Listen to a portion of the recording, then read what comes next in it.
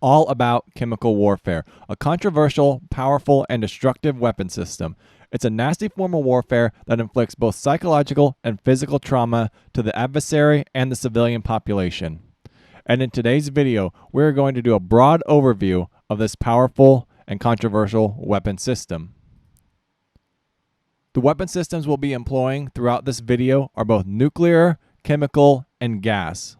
Now, if you enjoy military strategy, tactics, and doctrine and like seeing it applied to strategy games, I guarantee this is the channel for you and you'll definitely find something to love here. So make sure you subscribe for future content and check out that community tab for after video discussions. They are launched from both strategic and tactical platforms, varying from multi-rocket launch systems to intercontinental ballistic missiles. A few acronyms we will be referring to are CBRNE, chemical, biological, nuclear, and exposure, as well as NBC, or nuclear biological contamination, which is how Southern Storm Manual refers to the NBC rating. Blood and nerve agents are what you'll be deploying on the battlefield, and you'll be delivering this highly lethal cargo through strategic weapon systems. These agents are typically invisible gases that are inhaled or liquid that is absorbed through the skin. If you're a fan of choking agents, you're going to be highly disappointed, as chlorine, high explosives, heat, and strategic delivery systems do not mix well.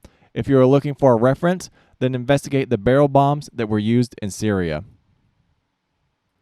On this screen, you're going to see several different markers, 3 of them to be exact. You have your nuclear marker, your persistent chemical marker, and your non-persistent chemical markers. The non-persistent ones are the green smoke clouds labeled gas. Initially, gas, the non-persistent one, is extremely lethal when units wander into those contaminated areas. I think that's extremely important to highlight because oftentimes you'll see players more wary of nuclear or persistent clouds, whereas the non-persistent ones seem to be highly lethal and more damaging to your units when they enter it. I also think it's important to highlight how you'll be using these weapon systems, and that means either offensively or defensively. You can also use them to delay a fighting force, which is another tactic that I don't see used very often. And one thing I would like to see them change is the victory point modifier for the nuclear weapons. You do lose 5,000 victory points when you deploy a nuclear warhead, which is always not fun. So before we continue, it's important to note that there is a persistent and a non-persistent, as well as a nuclear identifier. The persistent ones are going to stay on the map throughout the whole game. This is the same for the nuclear modifier. The non-persistent ones are going to dissipate over time. You're also going to see me launch several of these weapon systems throughout this video. You'll see me launch a chemical attack, a biological attack, and then a nuclear attack. Those letters stand for nuclear, radiation, and exposure. Exposure exists because that nuclear blast is going to be hot, and if you're not instantly irradiated, vaporized, or skewered by flying shrapnel, you'll slowly be slow roasted. Exposure can refer to getting exposed to the radiation or other secondary fallout. We'll be making a separate video for nuclear weapon effects. In this video, we are just conducting a broad overview of them in Southern Storm. All that radiation and fallout won't turn you into the next super mutant. Instead, your unit's skin's going to slough off, and if you're fortunate enough to live, then you'll have some beautiful scars as well as some long-lasting neuromotor malfunctions. While none of that's going to be displayed in Southern Storm, it's just an important consideration because you are deploying weapons of mass destruction, and there are secondary consequences to deploying these weapons. Moving on from nuclear, we're going to touch on persistent stones. While they'll stay on the battlefield for the duration of the game, the non-persistent stones, or the clouds, will not stay on the battlefield. They'll eventually leave the battle space and dissipate. It is my thinking that nuclear zones are persistent as well, and they will remain on the battlefield for the duration of the game. One thing I would like to see added to Southern Storm, or possibly considered, is the movement of these fallout zones. Oftentimes the map can be really windy, and secondary fallout can affect both friendly and hostile forces. Right now, the aggressor definitely has the upper hand when they deploy these weapon systems. They can just launch them to the other side of the battle space, and then act like nothing has happened. When some of these maps are quite windy and there are a lot of weather effects going on, I would like to see those weather effects implemented and interact with some of these chemical weapons. Now, with my opinion out of the way, let's talk about who has access to these weapon systems and what weapon systems they have access to.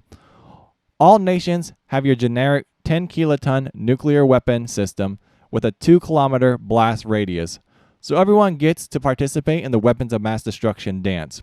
The Eastern Bloc, however, will have more fun at the party, as they get both persistent and non-persistent chemical weapons. You'll see me deploying those here in a moment. I could be wrong, but I couldn't find chemical weapons for NATO forces that were persistent or non-persistent, which is a little frustrating because both sides should be able to deploy these weapon systems. So I do feel like there's a little misrepresentation when it comes to these weapon systems. They're primarily strategic. I'd argue in a long, protracted sea-burning conflict, the delivery would be more at the tactical level with mortars, grenades, and airstrikes, especially in this type of conflict. Then again, the attrition and lethality might deter the overuse, but who knows? It's just good to simulate. Now, when you want to see if a unit's contaminated or if they're in MOP gear, you need to go under the unit dashboard. Once under the unit dashboard, you can click on the staff and you'll be able to see what units are contaminated, what units are currently in their MOP gear. You'll also be able to see their combat effectiveness as well as their morale.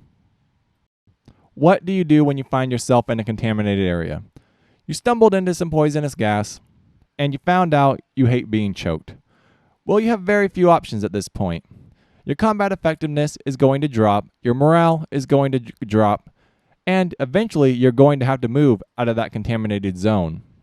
If you do not move out of that contaminated zone, you will not be able to rest and resupply and decontaminate your units.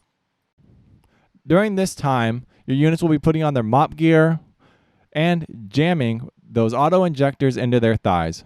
Remember, this isn't like the movie The Rock. Do not inject your heart while waving flares. That scene is epic, but not very tactical.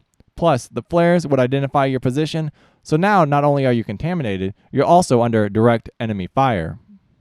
So oftentimes, while making a bad situation worse does sound appealing, I do not suggest doing that while in combat or under the influence of a nerve or blood agent.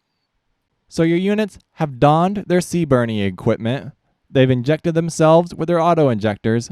Now the steps you need to take are navigating out of the contaminated area. Once you're out of that contaminated area, you'll be able to rest and resupply. This will allow them to decontaminate themselves and return some of their combat effectiveness. Now we're going to observe the launch of both nuclear, chemical, and biological weapons on an opposing NATO force. You'll also see that it's going to take quite a lot of time to decontaminate your units, oftentimes up to 1 to 2 hours. While there is no exact time frame, it does take a long time, and I honestly wish there was an exact time so you can kind of navigate around these zones and make some tactical or strategic decisions with your units. In these clips, you see me take a very generic offensive tactical approach to utilizing these weapon systems. In my honest opinion, it lacks a bit of creativity. We could have definitely set up defensive positions and just utilized that tactical warhead to obstruct their approach or destroy any bridges, obstacles, or clear smoke clouds that are in their way or our way. At the end of the day, it's important to consider how you'll use these weapon systems. There's several different ways you can use them, and honestly, I think they'd be fun in a multiplayer environment or a good single-player scenario.